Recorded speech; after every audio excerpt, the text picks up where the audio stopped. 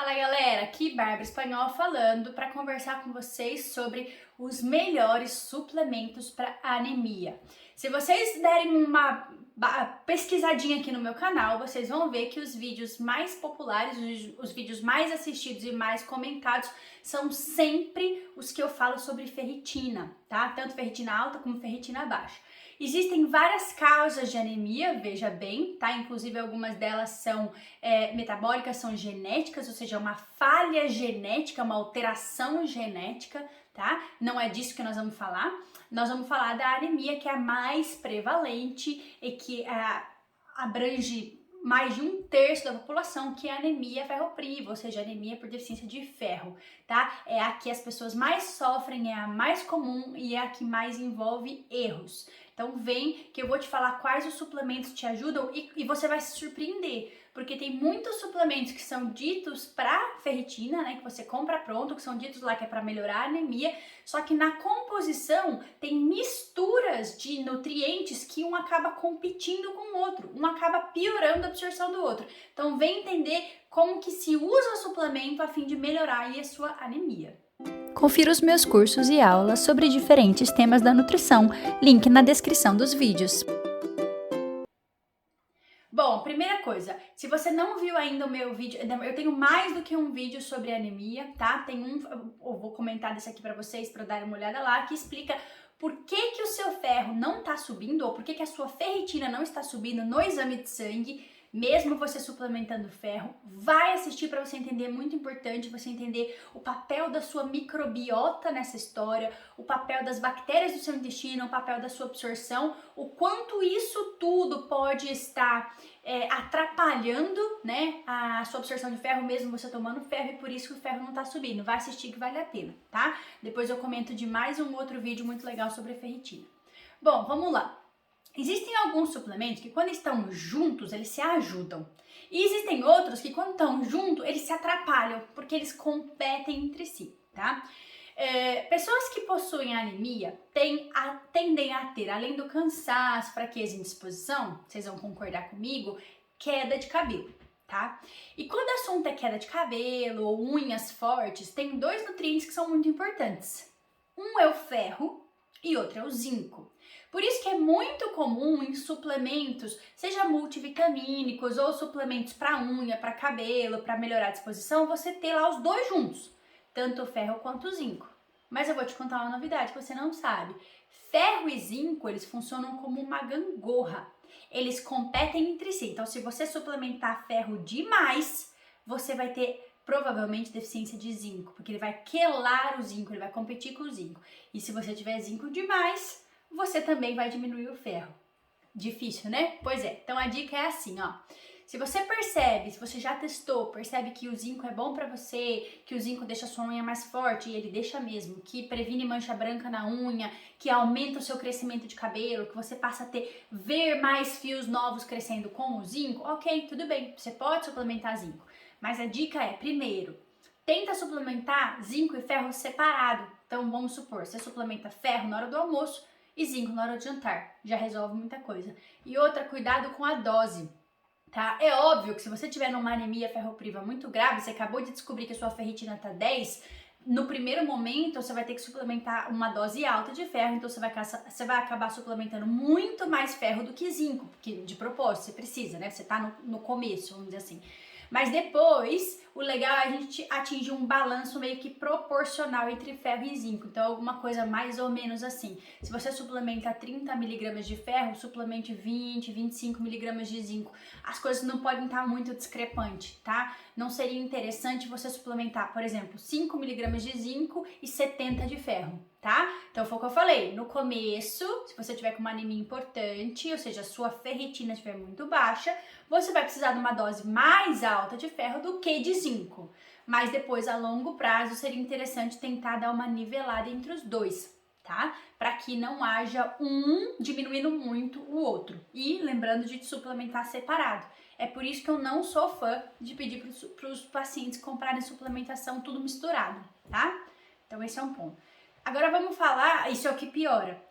Tem mais um ingrediente, mais um nutriente que piora a absorção de ferro, e se você tomar multivitamínico, eles vão estar junto, que é o cálcio, tá? Então o cálcio ele é quelante de ferro. Nesse vídeo aqui, ó, esse é outro vídeo da ferritina, eu explico tudo isso. O que você come junto que melhora a absorção do ferro, o que você deveria separar, né, porque piora a absorção do ferro. Então, cálcio e ferro não podem estar juntos. Se você tem que tomar cálcio por algum motivo, ou se o cálcio te ajuda, diminui sua TPM, sua cólica, deixa o cálcio, por exemplo, pro café da manhã, porque ele vai roubar o ferro da sua refeição. Então não tome o cálcio junto com o almoço ou o cálcio junto com o jantar, tá? Porque é o horário que acaba tendo ferro ali na refeição, mesmo que não tenha suplemento de ferro, você tem ferro ali, tem ferro no seu feijão, tem ferro no seu bife, tem ferro nos vegetais escuros. Então o cálcio, e logo muito próximo do almoço ou muito próximo do jantar, vai quelar, vai roubar o ferro, então não é bom. Por isso, de novo, complexos vitamínicos com tudo misturado não é uma ideia muito interessante, certo? Tá.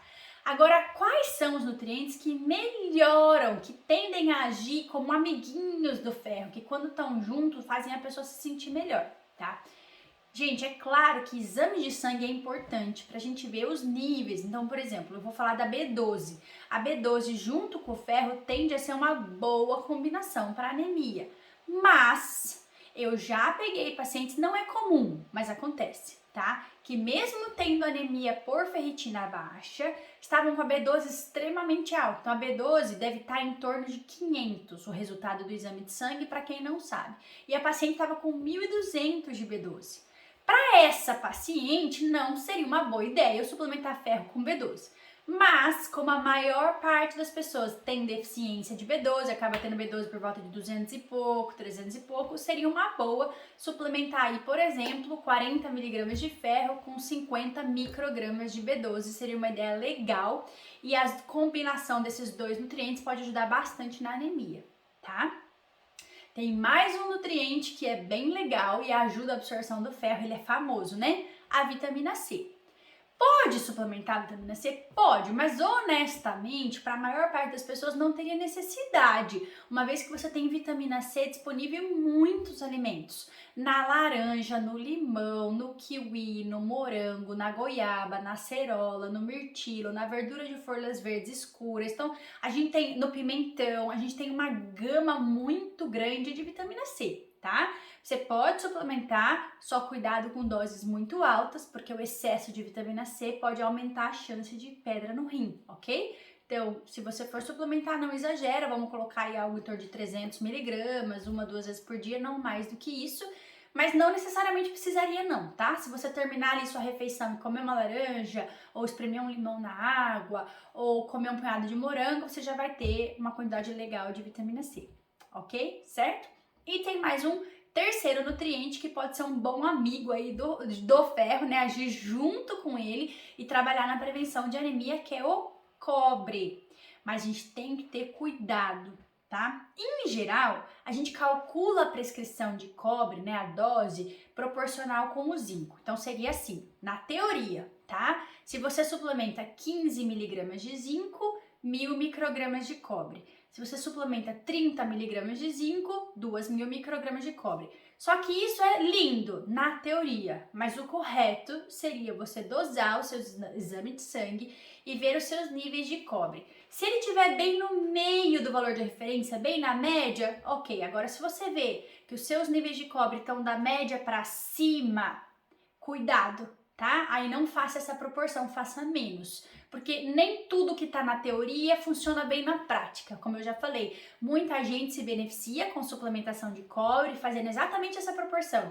A paciente toma lá 15 miligramas de zinco, 1.000 microgramas de cobre, dá super certo. Mas tem pacientes que eu percebo que precisam suplementar zinco e respondem super bem com a suplementação de zinco, o cabelo cresce mais, a gente vê fios novos de cabelo crescendo, a gente vê as manchas brancas da unha sumindo, a gente vê as unhas ficando fortes com suplementação de zinco. E quando eu entro com a suplementação de cobre, os sintomas voltam a aparecer.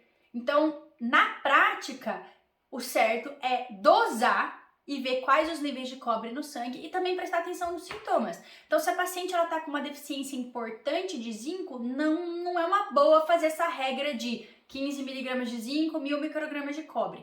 Porque assim como o zinco e o ferro funcionam como uma gangorra, o zinco e o cobre também. Então eles têm que estar meio balanceados. Se eu suplementar muito cobre, eu vou acabar diminuindo o zinco. Se eu suplementar muito zinco, eu vou acabar diminuindo o cobre. Mas, pensem comigo, se a paciente vem para o consultório com queixas e sinais bem claros de deficiência de zinco, que normalmente são unha quebrando com muita facilidade, manchas brancas na unha, cabelo fino, quebradiço, cabelo que não cresce, muitas vezes essa paciente está precisando bem mais de zinco do que de cobre, tá? Então, existe sim o caso de que esse balancinho funciona bem, 15 miligramas de zinco, 1000 microgramas de cobre, e esse cobre passa a ser um bom ajudante do ferro, mas em alguns casos a gente tem que diminuir um pouco o cobre e fazer uma média menor. Por exemplo, manter as 15 miligramas de zinco, mas não passar de 500 microgramas de cobre. Então é muito mais uma questão de sintomas, tá?